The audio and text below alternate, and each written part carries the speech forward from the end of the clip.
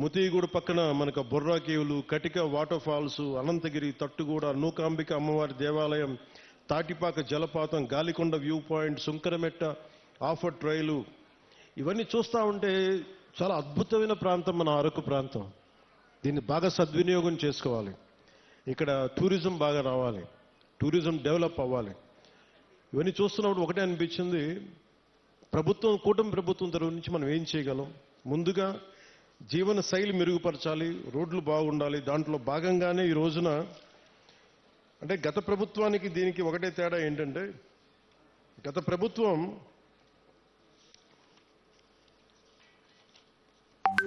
అంటే కూటమి ప్రభుత్వానికి గత ప్రభుత్వానికి తేడా ఏంటంటే, వాళ్ళు దాదాపు లెస్ దెన్ 90 కిలోమీటర్స్ చేశారు. 5 సంవత్సరాల కాలంలో కేవలం 90 కిలోమీటర్లే ఖర్చు పెట్టి 92 కోట్లు మాత్రమే ఖర్చు పెట్టారు 5 సంవత్సరాల కాలంలో.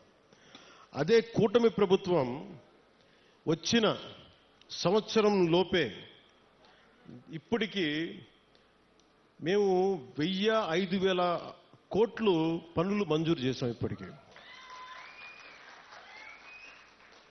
ఎన్ని కిలోమీటర్లు? 1069 కిలోమీటర్లు. సరిగ్గా ఎప్పుడు ప్రారంభించాం? సంవత్సరం కూడా కాల, 4 నెలల క్రితం ప్రారంభిస్తే ఈ రోజున 1069 కిలోమీటర్ల పనులకి శ్రీకారం చుట్టాం. అంటే ఈ టెండర్స్ కూడా ఏదో ఇప్పుడు టెండర్స్ కూడా కాల్ ఫర్ చేశాం. ఇంకో వారం రోజుల్లో పనులు ప్రారంభమవుతాయి. ఏదో మాట్లాడి చెప్పి వెళ్ళిపోవటం కాదు, వారం రోజుల్లో పనులు ప్రారంభమవుతాయి.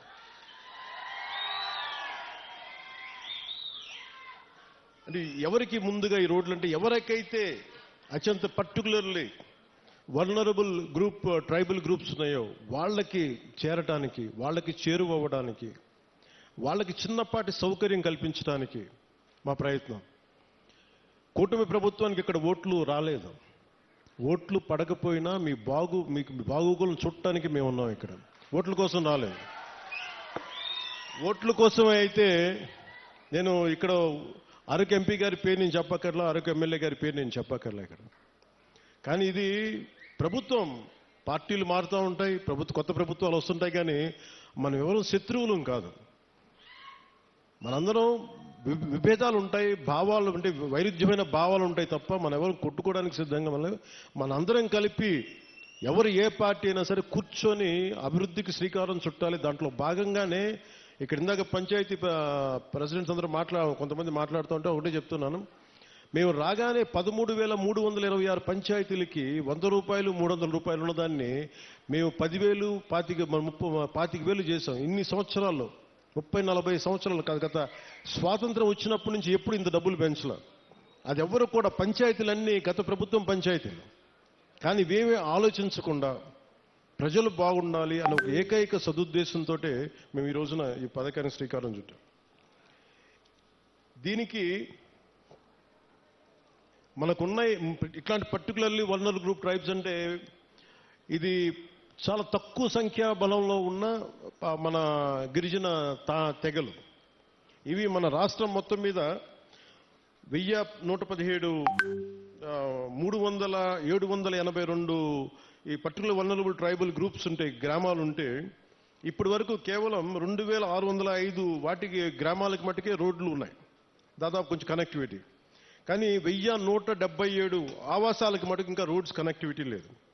సో వాటిని తీర్చడానికి, ఆ రోడ్లు కనెక్టివిటీని పెంచడానికి అడవి తల్లి బాట కార్యక్రమం కింద ఇప్పుడు మనం చేపట్టబోయే కార్యక్రమంలో 24-25కి 601 PVTG particularly vulnerable tribal groups ఆవాసాలకి 1069 కిలోమీటర్ల రోడ్లు కనెక్టివిటీని అందించడానికి 1005 కోట్లతోటి పనులు మంజూరు చేశాం. మిగిలిన ఇంకొక 576 ఆవాసాలకి రోడ్లు కనెక్టివిటీ వచ్చే కాలంలోనే, సమీప కాలంలోనే దశల వారీగా మేము అభివృద్ధి చేపడతాం. అలాగే 2000 దీంట్లో 1000 కోట్లు ఎలా వచ్చినాయి అంటే, ఒకటి రాష్ట్ర ప్రభుత్వం నుంచి 49 crores 49 అయితే, మనకి ఎన్ఆర్జీఎస్ కింద జాతీయ ఉపాధి హామీ పథకం కింద దాదాపు మనం 400 కోట్ల రూపాయలు మన జాతీయ ఉపాధి హామీ పథకం కింద మనం దీన్ని ఖర్చు పెడుతున్నాం ఈ రోడ్లకి. అలాగే పిఎం జన్మన్ కింద 555.61 కోట్లతోటి 206 రోడ్లకి 239 ప్రైవేట్ మన ప్రిమిటివ్ వల్నరబుల్ ట్రైబల్ గ్రూప్స్తో పాటు ఇంకొక 206 రోడ్ల ద్వారా 612.72 కిలోమీటర్లకు పొడవున్న 206 రోడ్ల ద్వారా 555.61 కోట్లతోటి మంజూరు చేశాం. ఇది మీకు ఇందాక చెప్పినట్టుగానే డబ్బులు ఎక్కడ ఖర్చు పెట్టాలి, ఎక్కడ ఖర్చు పెట్టకూడదన్న ఒక బాధ్యతతోటి కుటుంబ ప్రభుత్వం చాలా బాధ్యతగా ఉంటుంది. 175 స్థానాలకి 164 స్థానాలు గెలుచుకోగలిగాం. 21 ఎంపీస్ని కొట్టగలిగామంటే మీరు మా మీద పెట్టిన నమ్మకం. మీ నమ్మకాన్ని మేము అమ్ము చేయకూడదని చెప్పి ఈ రోజున ఓట్లు వెయ్యని అల్లూరు సీతారామరాజు జిల్లాలో ఓట్లు పడని మనకి పార్వతీపురం మన్యం ప్రాంతంలో మేము తిరిగి రోడ్లు ఎందుకు వేస్తున్నామంటే మాకు తనా మనా భేదం లేదు. మీరు ఓటు బ్యాంకా కాదా అని కాదు, మీరు మా వాళ్ళ కాదా, మా గుండెల్లో పెట్టుకుంటాం.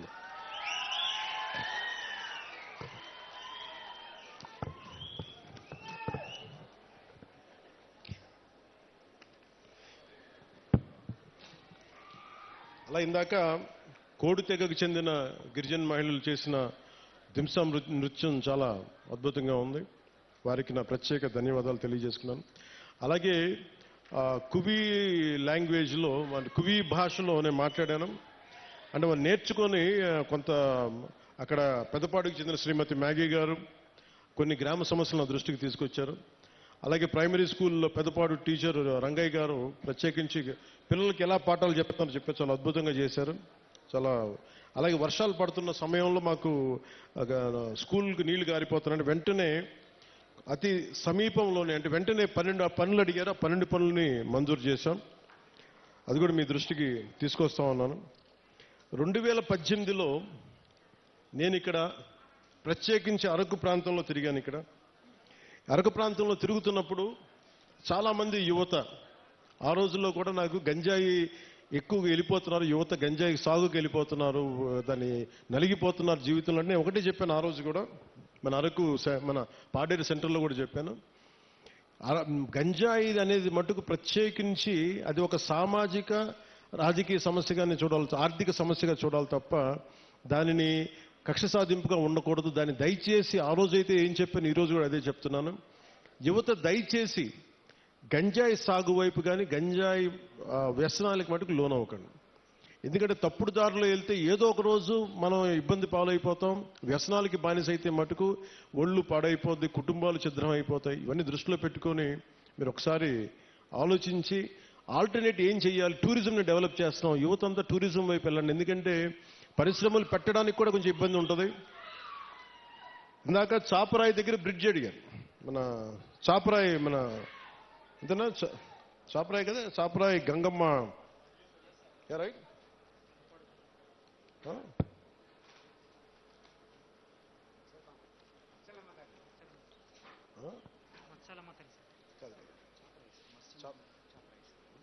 చాపరాయి దగ్గర బ్రిడ్జ్ అడిగారు. మిగతా గ్రామాలకు వెళ్ళడానికి ఇబ్బందిగా ఉన్నాయనేది ఒకటి నేను మీకు ఈరోజు మాటిస్తున్నాను. ఆ బ్రిడ్జి ఎలా ఉండాలంటే పర్యావరణాన్ని ఇబ్బంది కలిగించకుండా, చూడడానికి కొండలు మధ్యలో ఏ అడ్డంకి లేకపోతే చాలా అందంగా ఉంటుంది విజిటర్స్కి రావడానికి కానీ టూరిజం కానీ. అందుకని టూరిజంకి ఇబ్బంది కలగకుండా, పర్యావరణానికి ఇబ్బంది కలగకుండా ఎలాంటి బ్రిడ్జ్ చేస్తే చూడటానికి బాగుండాలి, అలాగే గ్రామస్తుల కష్టాలు కూడా, గిరిజన తెగల కుటుంబాల కష్టాలు కూడా ఎలా చేయాలనేది నాకు కొంత సమయం ఇవ్వండి. కానీ నేను అందుకే నడిచాను. ఆ నీళ్ళలో జారిపోతూ ఉంది, రాళ్ళ మీద, ఆ చాపరాయి మీద, ఆ గడ్డ మీద నడుస్తూ ఉంటే జారిపోతూ ఉంది. అందుకని అర్థం చేసుకున్నాను నా కష్టాలని. నాకు కొద్దిగా సమయం ఇవ్వండి, దానికి ఖచ్చితంగా ఒక అందమైన పరిష్కారం ఎదుగుతాం. పర్యావరణానికి ఇబ్బంది కలగకుండా టూరిజం పెరిగేలాగా, మీకు సౌకర్యంగా ఉండేలాగా ఒక తక్కువ సమయంలో, ఒక 2 నెలల సమయంలో ఒక పరిష్కార మార్గం తీసుకొచ్చి మీ ముందు తీసుకొస్తాం.